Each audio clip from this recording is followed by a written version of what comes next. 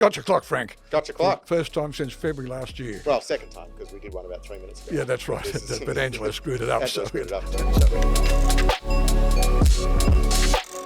We look at a lovely new set. The girls have done a great job with the set. New set. Everybody's done a good job. Yeah. Bar the bloopers from the first lot that Angela screwed up. Everything else has been fantastic. But that's fairly normal for Angela. What can I say? No, but I'm glad to be back. Yeah. New and improved. Change of scenery. I don't know if we've improved at all. But no, well, I've just got older. But we've certainly got a better backdrop. That's about it. But like I said, at least I got dressed for the occasion, Frank. Yeah, well, I mean, I'm wearing a white shirt with a collar. You look like you just got off the squash court. Hey, well, no, not quite. Maybe the golf club. Okay, no worries. So, what are we doing today? Trying which Scotch are we having, Franco? Glenallachie we're drinking today, which is a Speyside. Oh, good luck, Speyside. It's and you can tell by the colour. It's really dark. It's really rich. Yep. It's really it should be very fruity, very toffee, very caramel. Pretty specific to, or pretty distinct from Speyside. Yeah. Up the top there of Scotland. As you can see, it's been well sampled, so I know that it's good. Well, does it taste like the one we had 5 minutes ago? Hey, tastes very similar. It's very similar. So I'll pour it out. Let's see how we go. Too easy.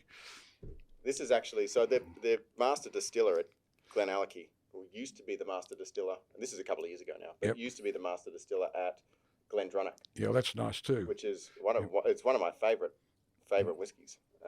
So, I mean, I know because I've drunk half this bottle, not alone, not in one session, of course. But I know it's good. It's delicious. What did Frank Sinatra used to say? Post time. Post time? Post time. For what? What's it mean? He used to refer to the horse races, I think. Oh, something like that. That sounds very, very Frank Sinatra era. Very nice too, Frank. Very nice. Excellent. Well, I mean, again, very similar to what it was a couple of minutes ago. And we'll sip that as we chat about a few things today. Yeah, So look, I mean, I guess there's plenty to discuss about what's going on / what is going on in the world currently. Well, there's a whole heap of things we could discuss. We could go down many paths, many paths. But I thought, obviously trying to stick as close to business and what it's going to look like for the next, year.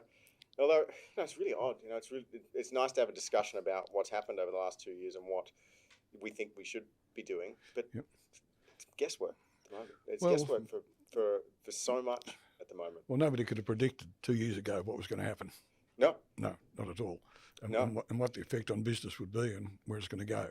So I guess it gets back to very important to get your ducks in a row at the moment.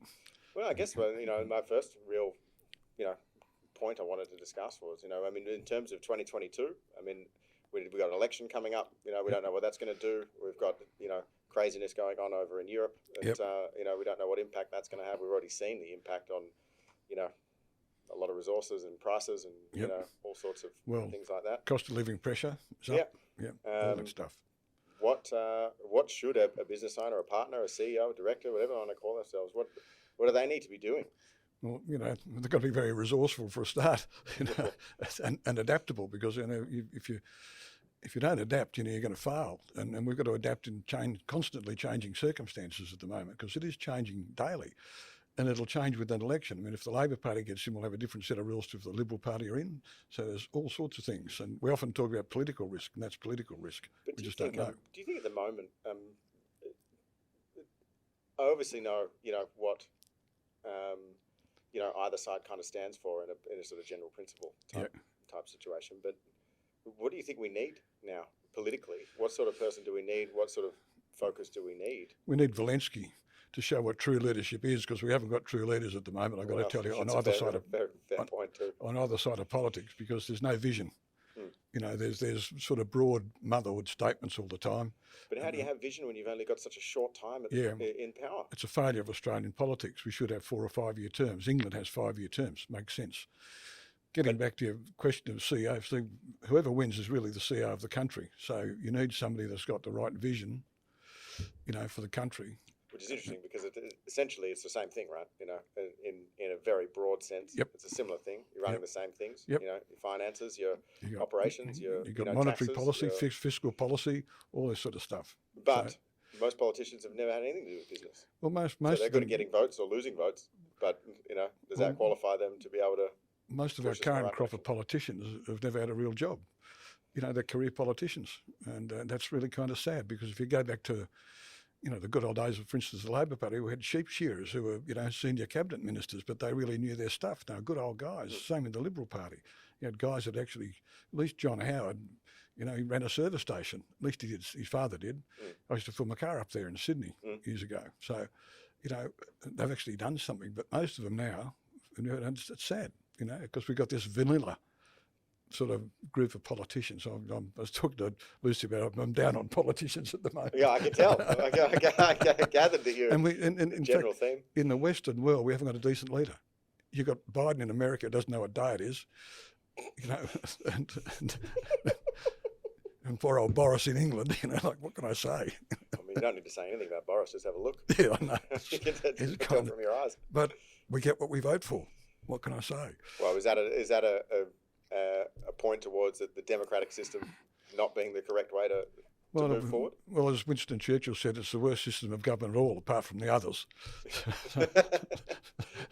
So it is the right system, but I don't know what we do about it. It's like, if we don't keep to our core subject, but picking CEOs, etc. You've got to pick people that have got good strengths, and we just haven't got that in our political leaders at the moment. Well, and that's kind of what I was getting to with the the democratic conversation, is that we as a business, it's very clear where decisions get made. Yeah.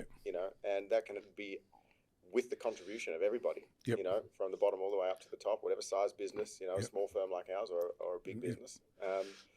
But the decision making still rests solely with the people put in positions to make decisions, and they're qualified to make those decisions. Yeah. And that system. Well, the good CEOs listen to the arguments. Then ultimately they're going to make a decision. They're not going to make everybody happy. No. That's just the way things work, and I've done that plenty of times. You listen to the arguments of people, listen to the input of your advisors, and make decisions accordingly. That's a little bit about strategic thinking. So you've got to think, well, what's the vision? What's the goal? What if I make this decision? What's the net effect later on? But I think now what's really required is people just need to make decisions quicker and faster and accept the failures of the wins.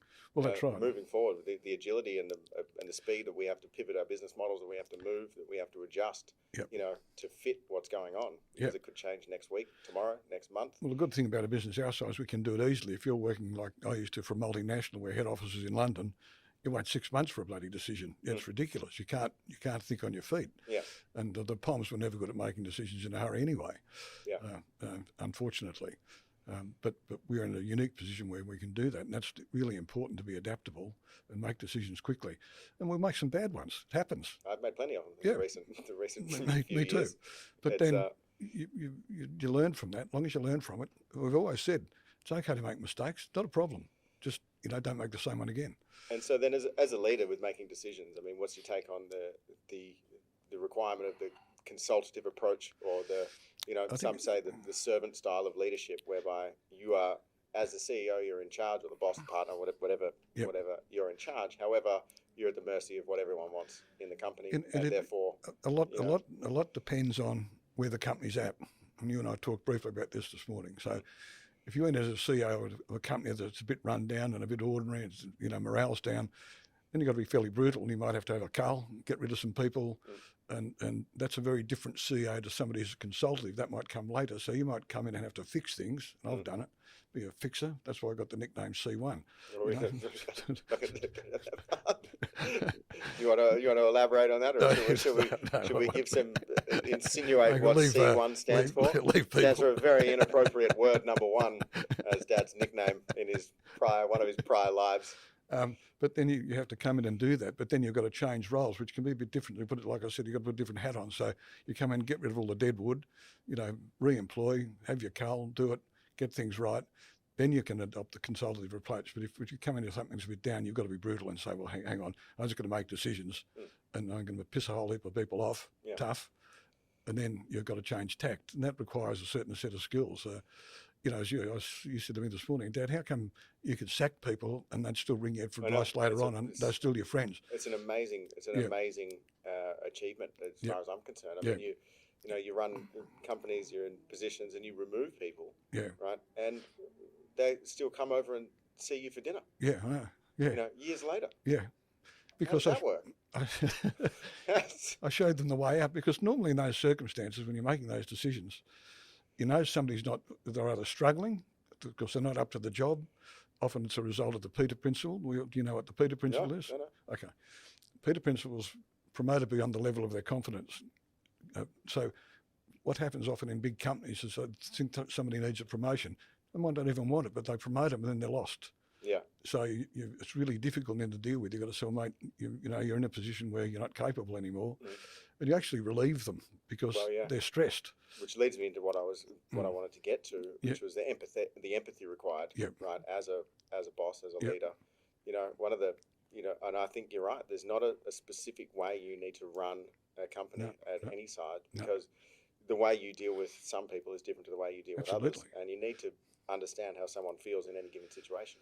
And I've always had a very strong conviction that as an employer, you've got a moral responsibility to look after your people, not just their work, but their health and other things. It's really important because, people with this 50% of their waking life, and it's important that their mental health is good as well. And I've always taken good care of that with people. I've removed a few that might not have been good for their mental health. Well, that might have been good for their mental health, because if someone's in a position that they shouldn't be in, then it's often doing them more damage being somewhere than not being there. And that's one of the skills of a show, is to recognise that and say, well, sorry, mate, you're over here, we're over here, and you're struggling, so let's deal with it. And that's really the way to do it.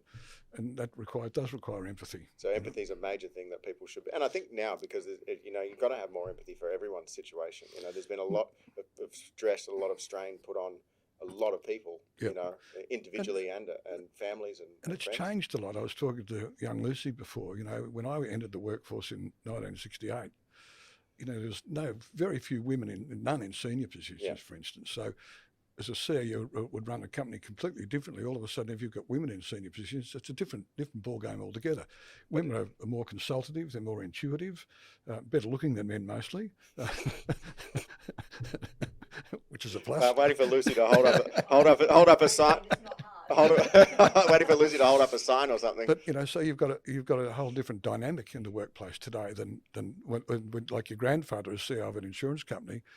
The only women would have been secretaries basically, and the rest of it was all men. It was very testosterone driven, that company of your father, your granddad's. Absolutely. I remember the stories. But I mean, in modern business, you need those other qualities that generally women possess more than men. Yeah, and like I said, it's all changed. So, and again, if you look back at the CEOs of those days, like when I was at AGC, there were guys that started in the mailroom and worked their way through the business and most of them were unqualified, but they were very good CEOs, but they understood the business really well. But this is one of the things, and this is another thing that Lucy and I have spoken about quite a lot, is the nature of being a generalist, rather than being a specialist, and that the way that helps you get through and build a career or a business or whatever. Yeah. Because in reality, a CEO, in whatever field, needs to know some of everything, right? And then, of course, you're going to delegate, and the best CEO, as you told me many times, the best CEOs delegate. Well, the best bosses delegate. I've always thought the really good CEOs are basically lazy. They delegate everything. You guys all heard it. That means I can do nothing. So I was talking to Lucy about John Hughes, CEO of Radio Reynolds. Yeah. John was a great delegator. I mean, I often said he spent all his time out with the shops, out with the staff, just seeing what the business was doing. Great CEO, fantastic bloke. And you spoke to him last Friday when we had a discussion. Good thinker. But he's a generalist. That's a really good observation. It was interesting when we had that conversation on Friday with Steve and John and Russ. Yeah. The different aspects of where they come from. Yeah. Steve is absolutely process-driven. Oh, he's black and white. What we want to discuss, it needs to be mapped out, planned, and allocated and done, and moved across. But he was CEO of Uncle Ben's in New Zealand. Yeah. Sales and marketing director of Arnott. So he's a pretty smart dude. But very, very black and white. But that can really make things go slow too. Yeah. And when you look at somebody like John, things will happen quickly, and not because they're well planned, but because he will just drive to make stuff happen at the speed he wants it to happen. John would tell you, I'm not detailed. Like he'd ring me when I was in Queens and say, we need to do this today. Oh, okay, John. Can you do it now? Oh, okay. Yeah, I'll go and do that. I'm going to use a lot of these qualities on everybody later. Everyone that's there. But he was very global in his thinking. But it worked for him. It worked, and he always made sure he had very good people around him. Yeah. And that's the other secret: get the best people around you.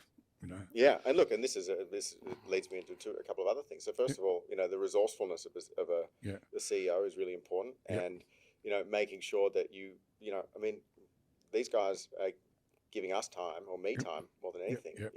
And it's such a valuable resource to be able to extract that knowledge from people that have done such incredible things over such a long time. Well, you look at Russ, one of the best industrial relation lawyers in the country. Yeah. And he's happy to help us, which is great. And he comes from a aspect because he comes from the human relation aspect. So when you listen to them talk, they'll come with a slightly different angle, but if you absorb all that, you get real good common sense out of it all. Yeah, and so I think that a lot of people I think this happens more often in smaller businesses than the larger ones. You quite find there's much more humility and much more humbleness in guys of that ilk and ladies of that ilk that are really big companies. Yep. They are more than happy to be seeking help and resourcing wherever they need to. Yeah. Self-educating, studying, learning, continuing to make sure. It's the small businesses. This is a sad thing.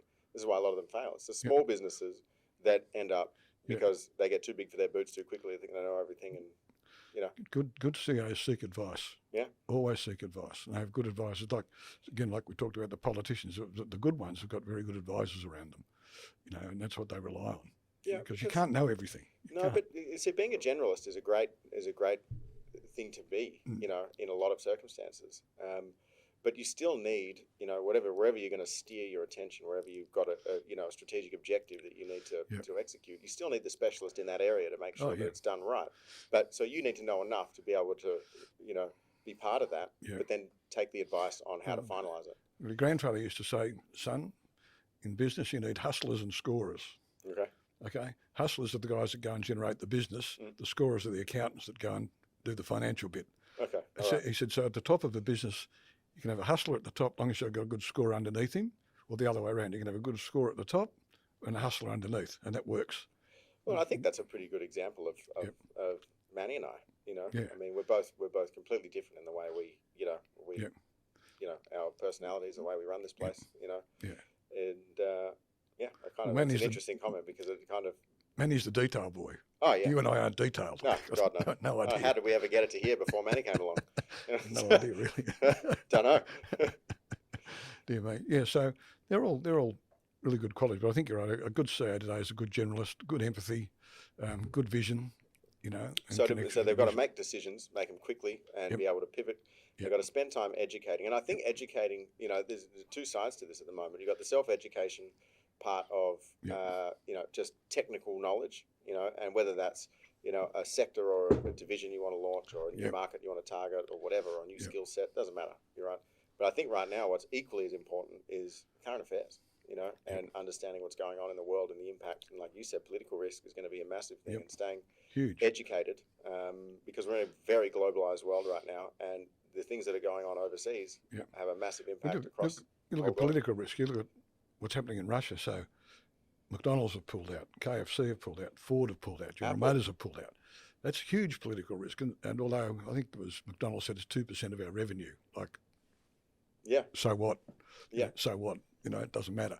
But that's political risk. There's also abandoning a lot of assets, so the revenue aside, the asset base that's, what do you think is going to happen? What are all the Russians going to do? Well, Vlad said he's going to nationalise it all and take it all over and run it. Yeah. Well, they couldn't build a Lada years ago, so now they're going to be able to run a McDonald's anyway. But so definitely staying on top of all that sort of stuff and working on empathy. I think everyone that thinks that they can use the same, the same attitude, the same, the same, style of management in every situation and for every person is going to find themselves in a pile of trouble. Political risk, I was just thinking back, political risk happened in Australia. When Whitlam was elected, he wanted to nationalise the insurance industry, where I worked at the time. Well, do you reckon that didn't cause some grief? He abandoned that plan pretty quickly. But that was the Labor Party want at that time, to nationalise the insurance industry. Well, it didn't happen, but people took to the streets and said, no way, it's not going to happen. Yep. But that's political risk. And if he'd done it, the governments don't run businesses very well, historically. Historically, And yeah, Yep, I don't have a yep. great deal of experience with that, but They don't. I'll take you at your word. I'm sure that's the case. Yeah, yeah. So anyway, they're just things that happened in the past and old history. Yeah, and look again, it kind of also leads into the that people do business with people. And it's Always. quite an interesting thing. We're talking about a CEO, a partner, a director, or what have you. Yep. And I want to talk now a little bit about what we know what the CEOs need to be doing and what the people running the show need to be doing. Yep. But then what do they actually need to be focusing on as a strategic objective for the business? Yep. Based on what's happened. There's been massive changes in the market. I mean, just think about hospitality and the change in consumer behavior now with COVID. Less people eating in, more people getting, Well, Uber Eats and Deliveroo. You think about what goes through people's heads, when they're deciding where to go for dinner or something. That Yep. you would never have thought, 2 years ago that people would say, I don't want to go to that restaurant because I'm too close to the table next to me. Well, you've got things now like Woolies and Coles saying we've got to shrink our footprint because people are buying online.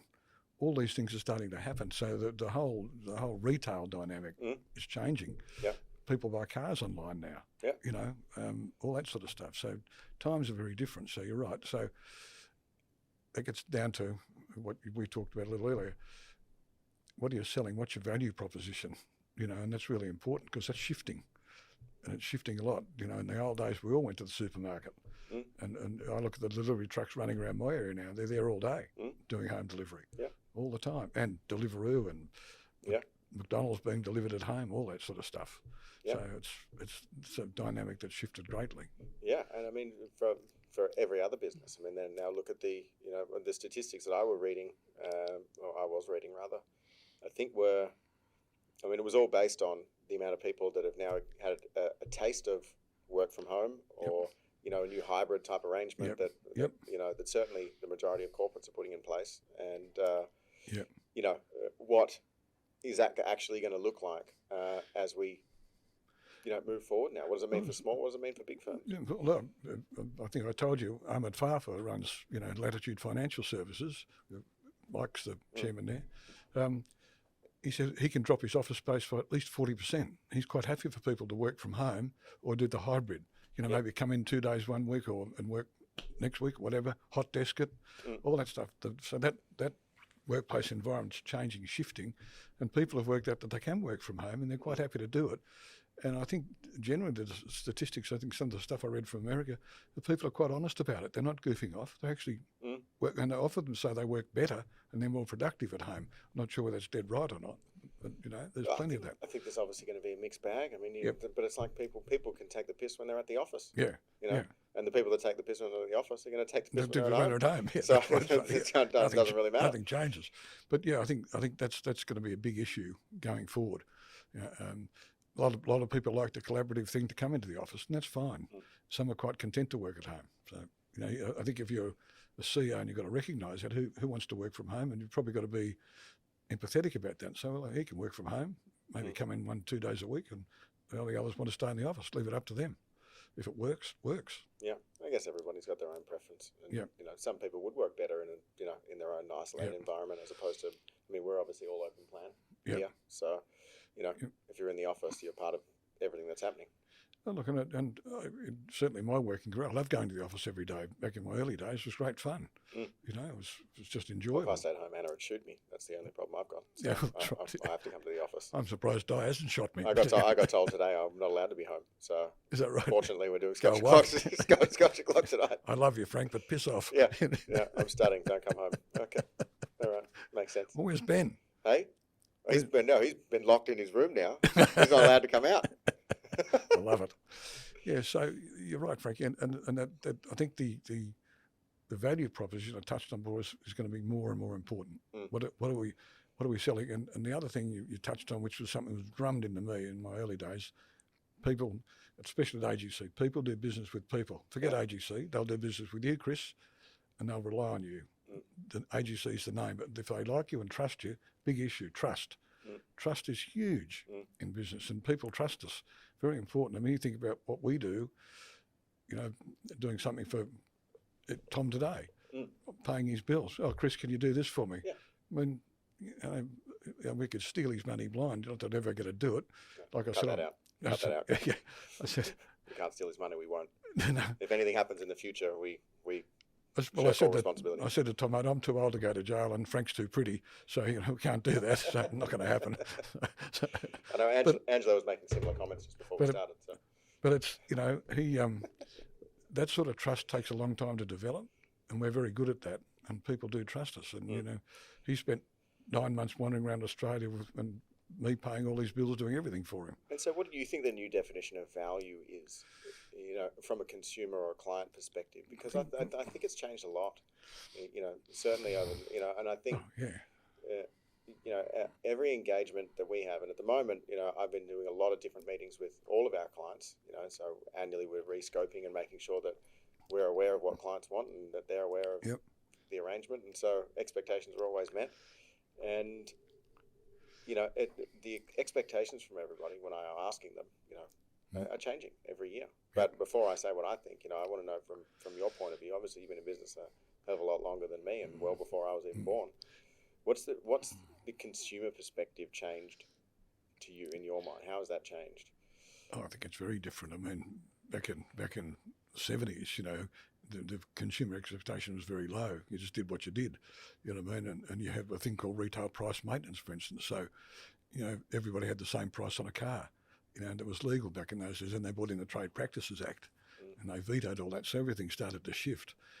I think consumers, the internet's done a lot for consumers. Are much more aware now than they were, back in the 70s. That's been a big shift. I don't know if it's a good thing or not. But. Well, people have got a lot more knowledge now than they had back in those days, and so it's very different. I mean, from our perspective, I think people just want bloody good service. They just want to be looked after. And they don't want, I wouldn't say bang for their buck, but they want to know they're getting looked after and they're getting the right advice. But no, I think bang for the buck is an important thing. Yeah. But I think that they're less, that people are far less worried about the cost, but you do need to be delivering far more in perceived value than what it financially feels like. I mean, you talk about an accounting firm. Some people will charge $500 for something that we would charge, double. Yep. And as long as we provide sufficient value with that, then it's not a problem, right? So that if we do nothing and charge double, it's a rip-off and a con, right? Yep. But I think that people are starting to now think that everyone should be doing more. Like, people aren't really looking for, generally in my experience with who I've discussed, the new clients we bring on, there's very few people now looking for the cheap and nasty for anything that is important, except for maybe a few exceptions, some of recent times that we're not working with anymore. Absolutely. Look, I think there's a lot of truth in that. I think people, you're right, I think people expect more service delivery for what they're spending. This is what you're getting to, than they used to. So, and that's the problem, because we've got a massive increase in the cost of operating a business now compared to where it has been. Of course, there's been a decrease in cost of occupancy costs and things like that, but certainly there's wage pressure that's changing a lot. There's a hell of a lot of other additional costs now being put on most businesses as they grow, and we're unable to put our prices up, but the value expectations are still going up at a rate of knots. So how do you find and innovate and find ways to actually deliver value without tearing up all of your profit? That's a challenge. And it's a really complicated equation. Because you've got to really create the perception of value. Correct. And that's the trick. And creating the perception of value, so if people perceive they're getting more, but they're really getting the same. So that's what you've got to do. So do you think that's more about being really diligent and really thorough in thought, or do you think it's being picky about who you do business with? I think you should always be picky about who you do business with. We should choose who we want to do business with. People don't fit. We had that recently. Go away. Basically, I don't mean to be mean, but there's some people that just don't fit our culture, and that happened a week or two ago. And you're better off just say sorry, love you, but leave you. I think it's a lack of understanding as well. I mean, and I think this has quite common for accounting, and I guarantee that a lot of other firms feel it as well. Is that people genuinely think we do nothing. Well, I think they see us more as almost a necessary evil, that they have to have, but don't see any value often in what we do. And I think with this whole shift in what value is Yeah. and the expectation of value, that's changing. Yeah. But I still think that it takes a lot of work to convince a lot of people on that. Yep. And I think the good thing we do is we spend a lot of time with them face to face. Super important. You know, a lot of people don't do that anymore. It's all, you know, emails and FaceTime on a computer or something. And that's not the way to do business. The way to do business is to front people and talk to them. And that's been tough the last couple of years. Yep. Been really tough. And so trying to build those relationships. Yep. And maintain when you know you haven't been able to see them, or you know. No. I mean, of course, there's video calls, and it took a while for everyone to get used to that style of operation. Still not quite the same as sitting across a desk or having a cup of coffee with somebody and having a chat. Well, that's because everyone just assumes the person on the other side is not wearing any pants. That's right, yeah, or something like that. 90% of the time, they're probably right. That's right. Could be. Scary thought. Little touch. Little touch up, yeah. Touch up. Well, Remember, I've got to. Probably a little touch up's not the right I've got way to phrase that, drive to South Geraldton a bit later on, so to speak. Yeah, so they're all. So value creation, and but also so then this is where I was getting to. So value, but creating value in something that is a known service for a particular industry, and of course we'll use accounting firms because that's who we are. Yep. But how do you create value by offering something that they wouldn't expect from the type of business that you are? And I think that sort of let's call it surprise value. You know, where they're not expecting it, so they're caught off guard, but they think, "Fuck, that's." But it's like you and Manny going and knocking on doors. Well, that's not adding value to a lot of people. It's just pissing them off. But some of them, it's certainly adding value. But that's surprise value. I mean, because accountants don't do that. Yeah. So you know, that's the sort of thing that when we go and see people, I mean, who was it? Kenny. When we went first, he said, "No accountant's ever been to see me. Nobody's come out here to see me. They expect me to come to the office." And that's that old school type of accountant. Well, you're lucky to know me. Oh, he commented on a Facebook post. Yeah. And so we drove straight out there. Yeah. And he's been working with us for 7 years now. That's right. And he's done super well with a lot of help from us. You know, so that's the value proposition. You know, being with people, selling yourself. You know, that's super important. Selling yourself. Same conversation with Tom Green yesterday, because we had our annual meeting with Tom. Another old client. Yeah, well, that's what we were both sitting there and we were thinking, shit, it's actually been 10 years. I know. Yeah. You know? And the conversation was about exactly that. You know, and his comment to me was, it's just peace of mind. Yeah. Yeah. That's kind of what we're selling now. Well, that's right. Well, that's exactly. And that's what I'm saying. So that the innovative thinking around what are we offering is not a tax return, right? It's peace of mind. Right, especially and if you ask anyone that's been with us for that amount of time, that's what it's going to be. Well, again, go back to Tom, peace of mind. He can piss off around the country for 9 months, know that his business is in good hands. Yeah, and doesn't have to worry about anything. And so this is kind of what I'm getting at, and of course this is sounding a little bit like we're talking ourselves up, but it's more about what can another business offer to their clients that is probably more. I guess it's just emotion based more than. But that peace of mind won't happen unless there's trust. Yeah. And that gets back to that bottom line thing: trust.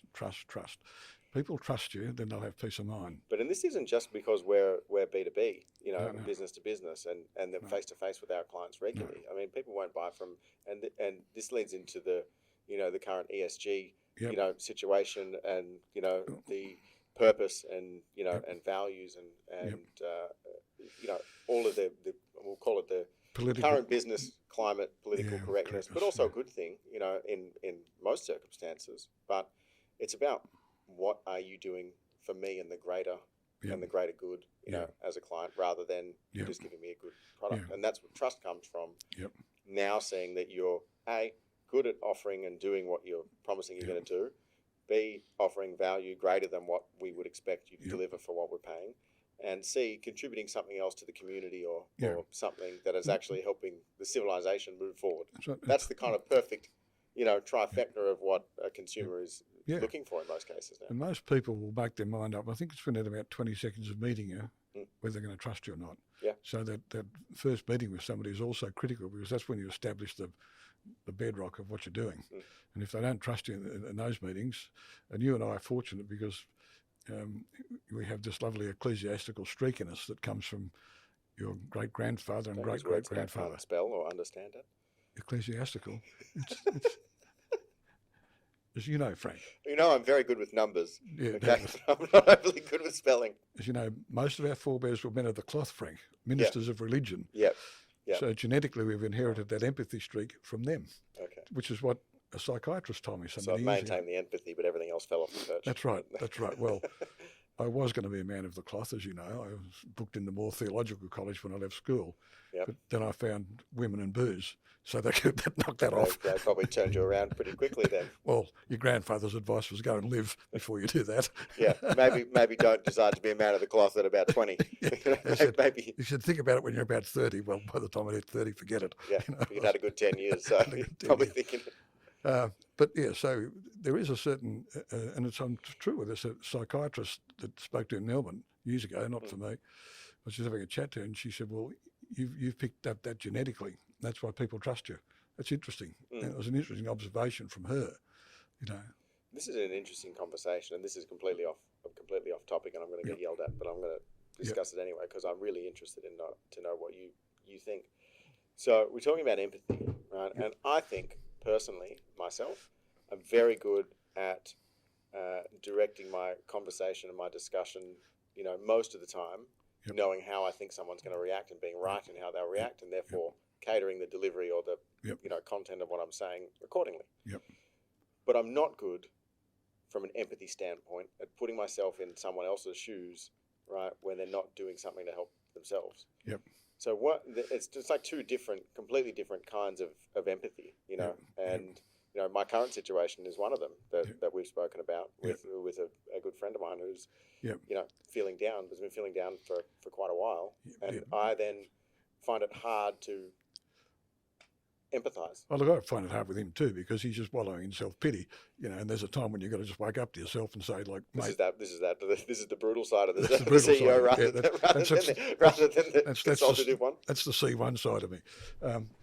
But also, you know, you've got to be aware, perhaps, of when you're dealing with, particularly with staff, etc., what they're going through, and it requires good listening.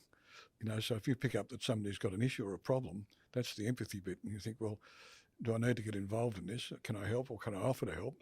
Sometimes people don't want to help. That's fine, but you can offer and say, well, you need some assistance here, you know, and that's what you should be doing as an employer. But this also then gets back to again what we discussed probably the other day and even on Friday when we were talking with Steve and Russ, etc., and John, is, you know, what else can businesses do for, and you touched on it earlier, what else can businesses do for their teams? Well, right? Because like you said, 50% of their waking life they're spending at work, right? We want people to stay with the business for a long time. That means they're giving us a hell of a lot of their time. And, you know, there's a long list, you know, or maybe not a long list, but there's a list of things that are important to people to feel, I guess, fulfilled or happy in life. And work is not more than 10% of that. You know, between, you know, love and relationships and health and fitness and family. And, like, you know, money's about number 6 on the list. It used to be. Yeah, and so it seems like a disconnect to me that, you know, we're expecting 50% from people, but only helping them solve one. You know, we're not, you know, maybe not us in, you know, in our specific circumstance, but, you know, businesses should be looking to sort of get involved in a few other. You're talking about value add for your employees. It's no different from your clients. So well, and this is again, it's not a topic that I intended to discuss today, but it's certainly an important one because this mass resignation and the whole nature of what's been going on in Australia, people, you know, people's priorities have changed. I read an article, and I think it must have been the same article that we read, we were talking about earlier, which might have been McKinsey or might have been PwC or something. There's been, and it was about, you know, pre-COVID. People had a priority list where, you know, they wanted to provide and for themselves and their families or whatever. So number one was work, right? And then came health, and then came, you know, everything else.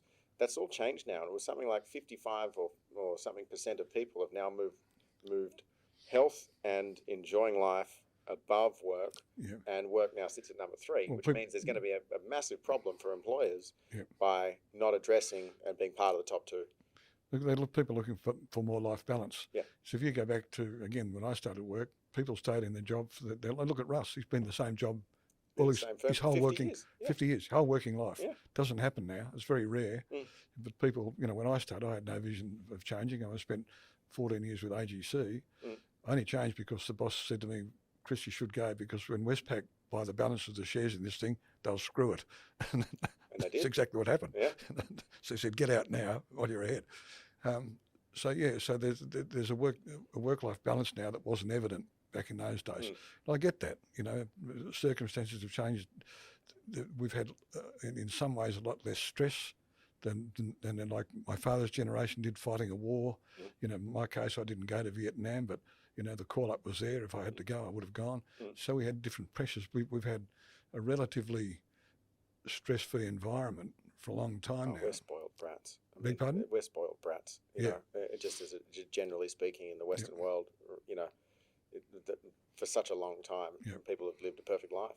And I don't mean that as in everybody. Obviously, there's a far, more complex issues than that generalisation. But no one's really seen, in the top part of the world. I say the top part loosely, but has really endured any problems.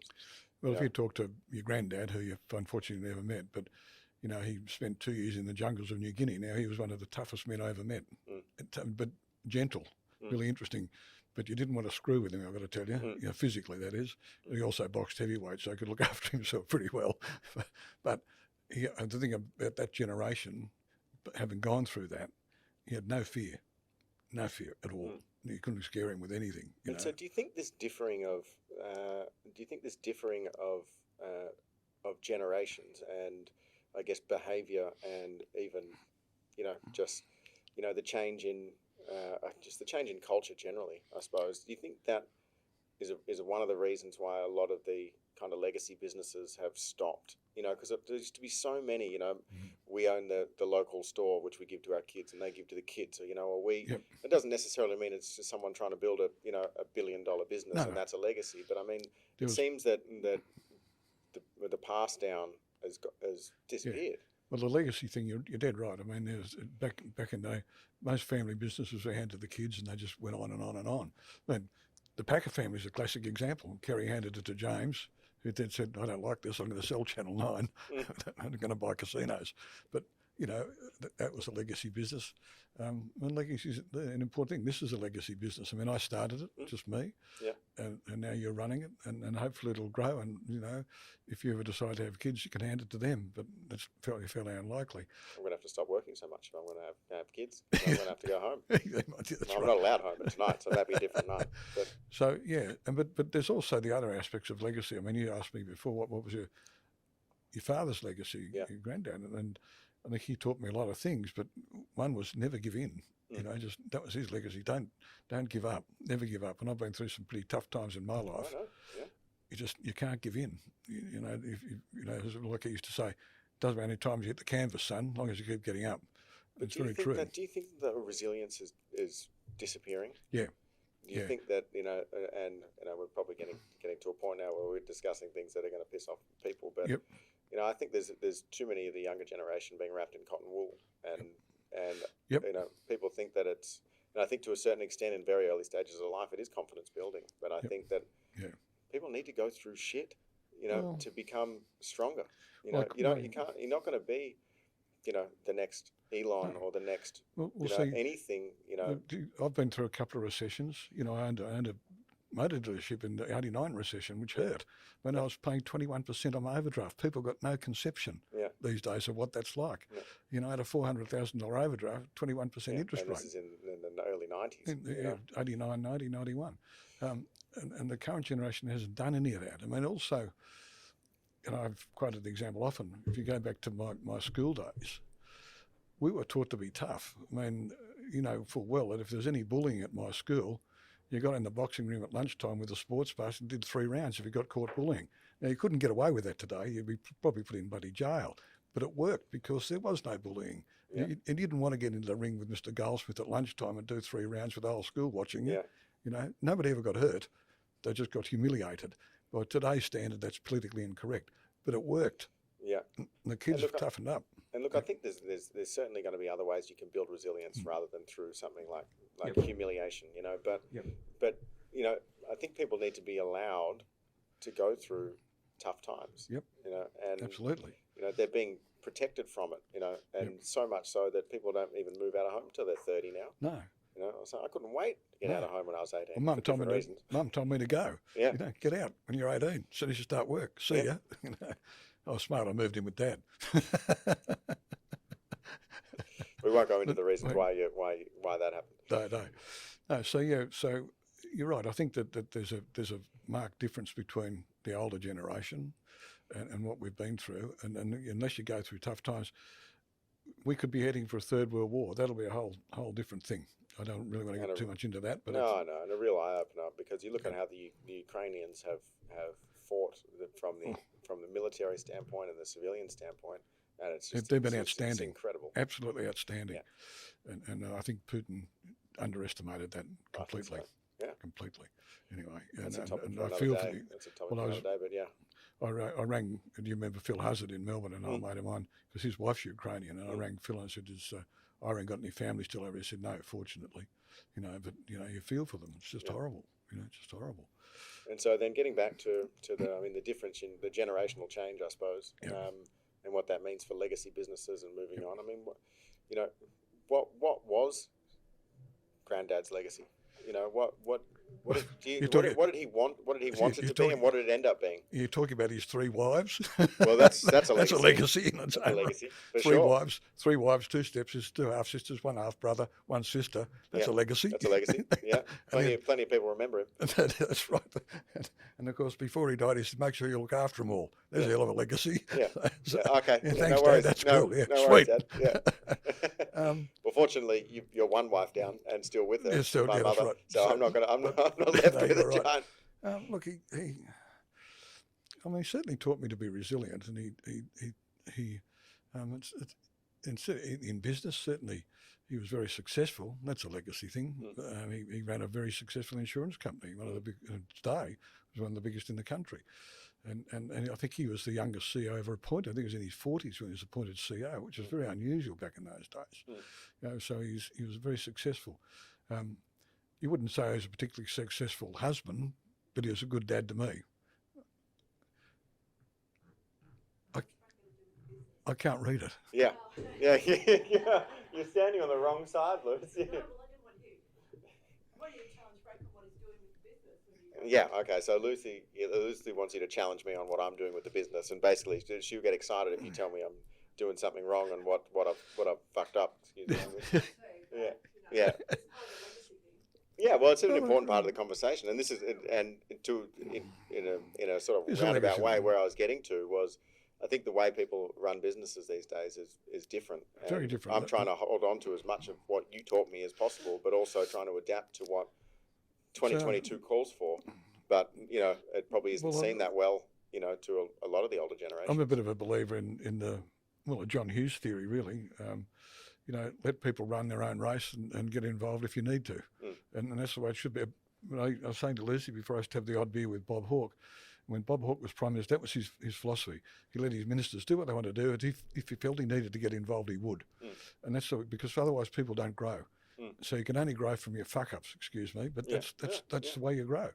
And you're aware of them when you make them. I've made plenty of them in my life, and you learn from that. So, you know, there's things that you do that I wouldn't do, but life's different, you know. So it's not necessarily right or wrong, you know. In terms of the challenge. What I've done wrong after. Yeah, if you don't want to say it on camera. I'll tell you when Lucy's gone.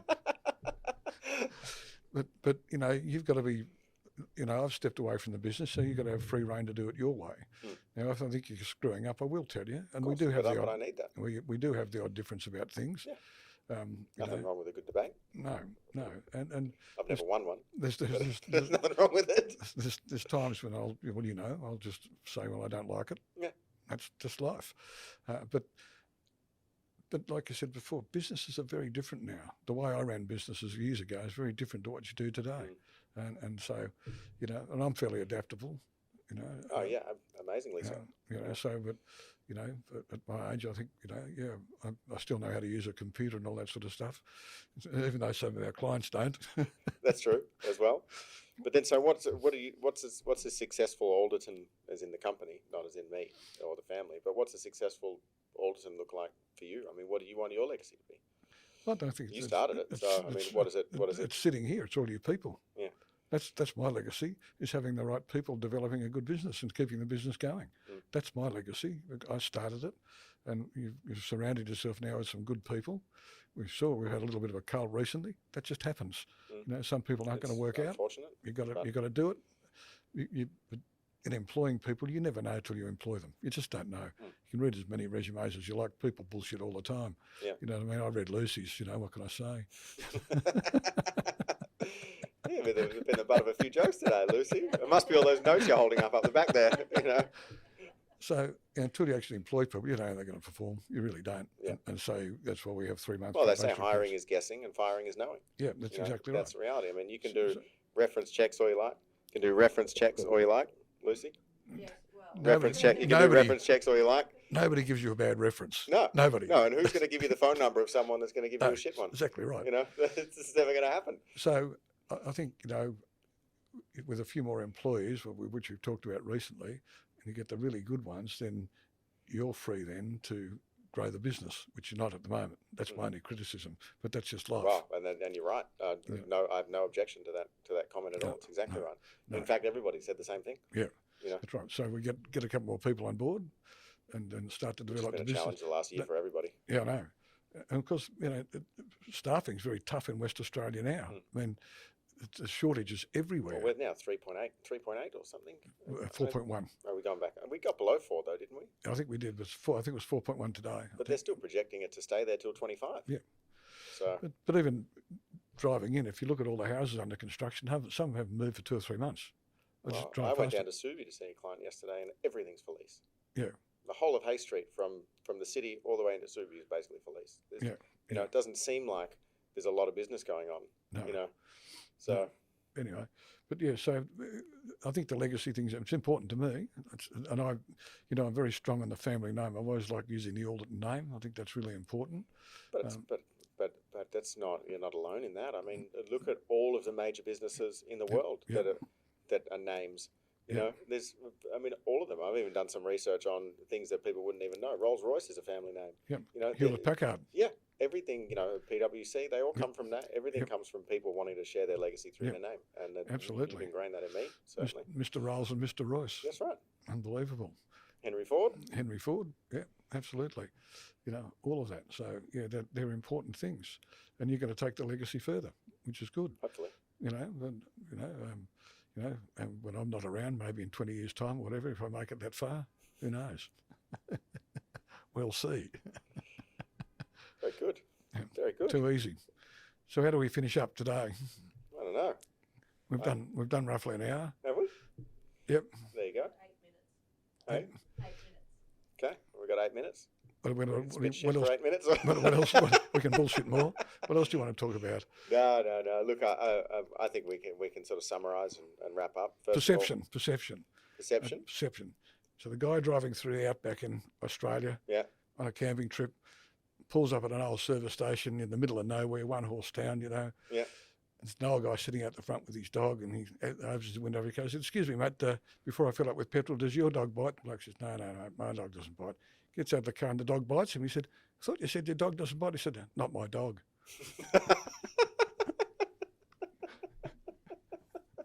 Perception. Perception. I wasn't expecting that one. Very important. As I've often said, if people perceive you to be an idiot, well, you are. Yeah. Very simple. Very No, simple. I think that's a good way to end. So in summary, there's plenty of things that all business owners, CEOs and directors, partners, whatever, need to be doing, and businesses need to be doing. Yep. But value creation and the perception of value is paramount. The perception out there of what your business is doing is super important. So you've got to be, people have got to perceive you to be doing the right thing. It's like you touched on. But then you've got to be able to deliver and execute. So you can't deliver the perception that you're capable of something and then screw it up, because then you're only just going to damage your brand even more so than not doing it in the first place. We didn't talk about brand today, but that's a subject for another time. Yeah. Absolutely. And the Glenarchy? Beautiful. Glenallachie, rather. Good job, Frank. Superb. Nice, right? Well done. Beautiful. 10-4. All right. Over and out. See everybody in a couple of weeks. Too easy. Thanks, Angelo. Well Thanks, done, boys. girls. Well done.